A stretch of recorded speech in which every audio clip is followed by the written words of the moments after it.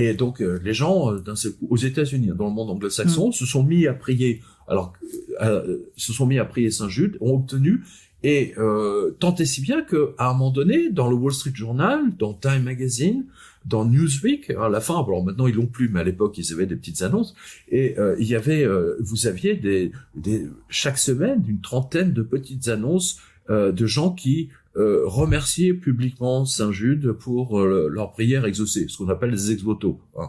Ouais, bon, ça c'est les Américains, eux, donc c'est vraiment dans les médias.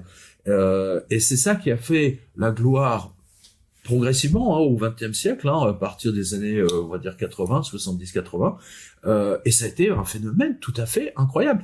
D'où l'enquête de Listrota, et effectivement, les familles des mafiosos, donc je referme un tiroir, les familles de mafiosos ont prié. Ils ont prié comme, mais vraiment comme des Formule 1,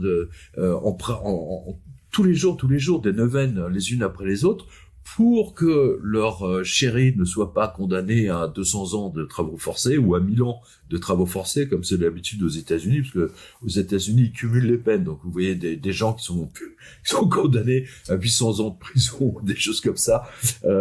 Et donc par des circonstances que personne ne comprend, c'est justement, et c'est ça, c'est la signature de Jude.